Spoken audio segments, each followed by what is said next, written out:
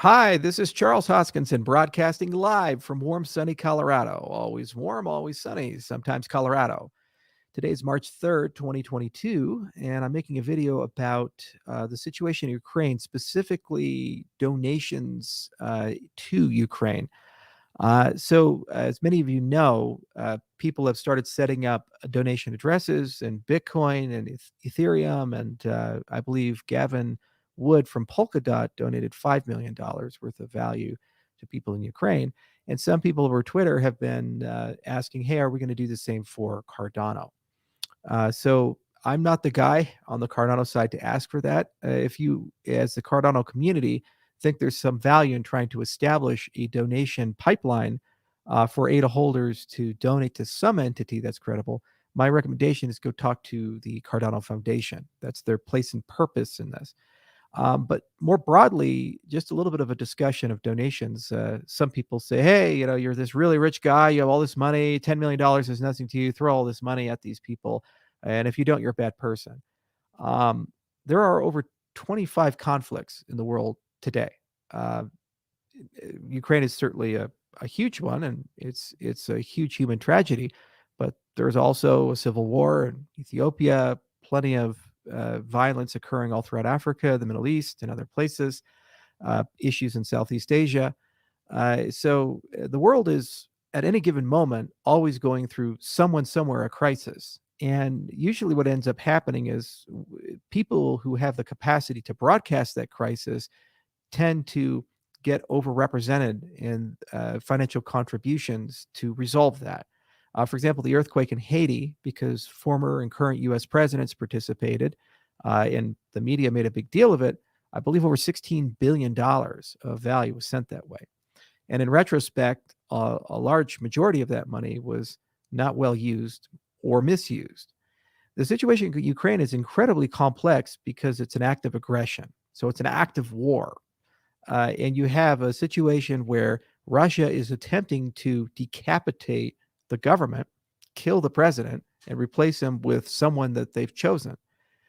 So it is entirely possible, if that decapitation is successful, that in the next few weeks, the Ukrainian government will now be controlled by a actor who is basically a puppet of the Russian people.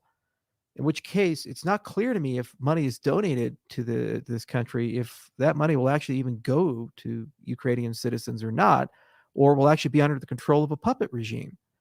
And yes, there could be some sort of rebellion state that fights, like the Northern Alliance fought in Afghanistan for all those years against the Taliban, but none of this is clear.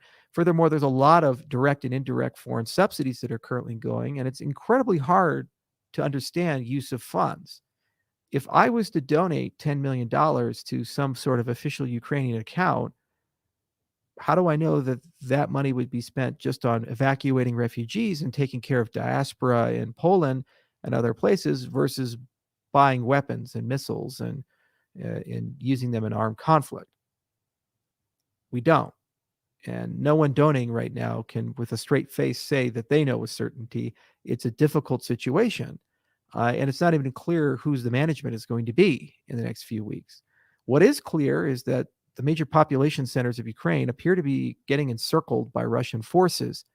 And at the current rate of progress, even with the delays, it is likely that Russia probably will win the conflict. That's not saying the Ukrainians aren't fighting. They're fighting like hell right now. And there's an enormous amount of bravery on the side, but it's just the reality of the actors involved, the technology, the weapons systems, and the fact that the West seems to think the only thing they can do is sanction. Uh, Russia is prepared, with or without sanctions, to prosecute and win this act of aggression. And the reality for Putin is that if he was to back down now, there's a high probability that there would be an attempt to kill him from his own people, a coup. So this is an existential conflict on both sides in this respect. And there's no reality where Putin is going to, unless he's forced to militarily or by some miracle defeated on the field of battle, back down his act of aggression. So I'm not entirely sure what $10 million or $5 million or any of these other things is actually going to accomplish, any more so than sending money to the rebels right now in Afghanistan fighting against the Taliban government, or rebels in any other conflict that are freedom fighters fighting to handle things. I will also remind people that corruption is extreme during war. This is not a Ukrainian problem. This is a human problem. Anytime there's an armed conflict, rule of law is gone. And very quickly, people start devolving to a mindset that it's a game of get as much as you can for yourself and make sure that you get away with it. This has always been the case in all of human history in every conflict. If it gets to a certain escalation point, the only people you can worry about are those you love and care about and yourself. And so that's that.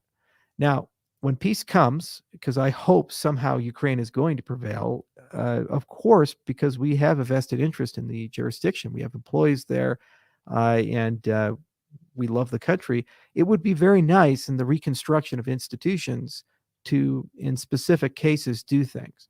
But we would do that when we have assurances that there's not going to be corruption, misuse of funds, and that money donated won't result in the loss of human life. It is not the job of me or my company or the people that work with me to go fight wars. This company is trying very actively to pursue the technology of peace. So we're obviously not going to contribute to a conflict one way or the other. However, you, the community, if you personally feel that donations should be made, it does make sense to try to create some sort of official channel. And again, the entity to facilitate that, if you demand it, would be the Cardano Foundation, as we've seen with other cryptocurrency foundations. And certainly a lot of money has gone that way. But I figured I'd just make this quick video as kind of not just a comment on the Ukrainian crisis, but an abstraction to all of these crises. The world has problems, and you can either solve it by giving a man a fish, or you can solve it by teaching a man to fish. It's a lot longer, harder, and more work to teach someone, but if you pull it off, it creates a reality where you've solved the problem permanently. It's a lot easier and in the short term, much more satisfying to give someone fish, but the reality is that you have to keep doing it. And in my experience dealing with conflict zones, because I have been doing this job for a while, you, for the first few weeks, seem to know what's going on.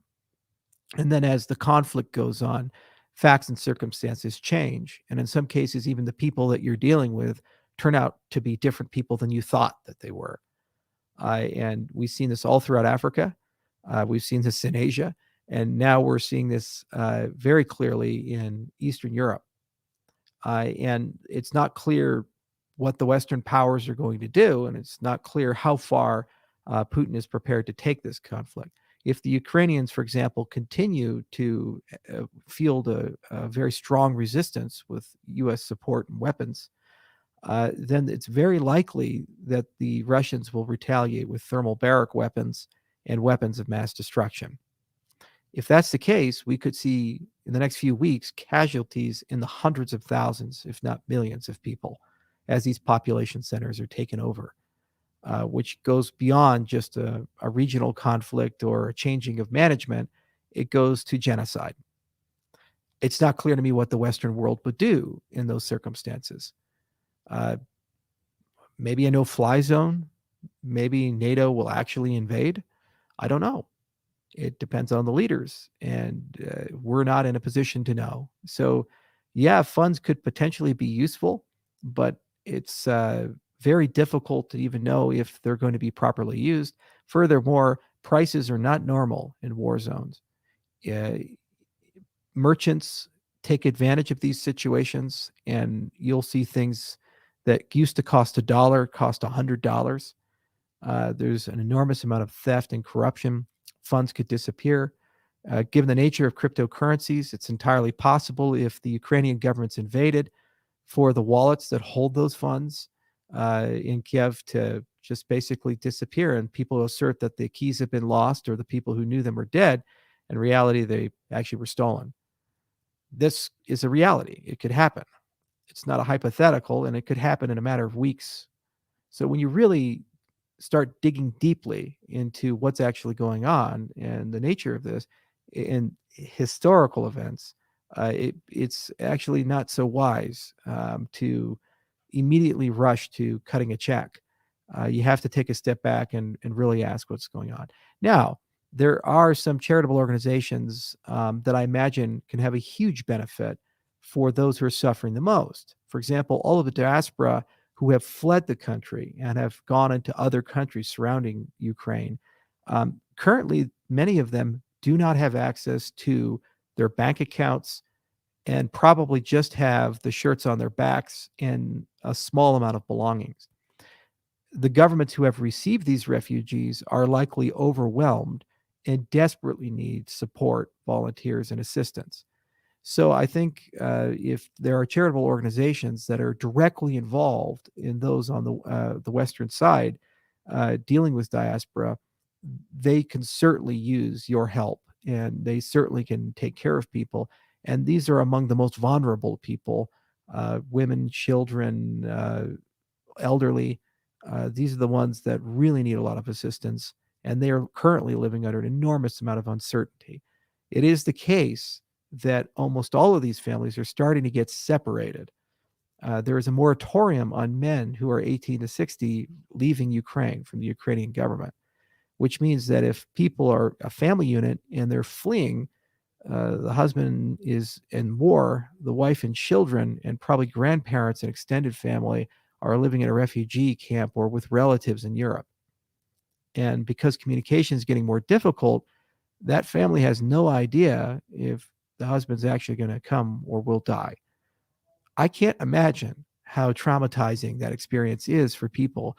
And if there are organizations that are trying to lighten that load a little bit or trying to find a way to help out there, I think they're definitely worthwhile to donate to. But because of how quickly things are happening, it is again difficult to know if funds will be properly used. And what will end up happening, sadly, as with all of these events, when we look back at it years later, it'll be just like the article that I tweeted about what happened with Haiti, where some people who are evil, who lack ethics, will use the money that people donate uh, basically to enrich themselves instead of take care of the people who are hurt. So our thoughts and prayers are certainly with those impacted and affected. And after this is over, we'll do what we can as a company and as an ecosystem to help out. If you do want to donate, please do so at your discretion. And my recommendation is see if the foundation can find a way to create a stable avenue to some entity that has legitimacy. My recommendation would be not directly to the Ukrainian government, because it's not even clear if that government's going to survive the next month or two, but to organizations that are dealing specifically with the refugees, because there they will have the biggest, most immediate impact and can really help people. And then those relationships and connections can be leveraged and used when peace returns to help rebuild the country. So I hope this video helps. Thank you.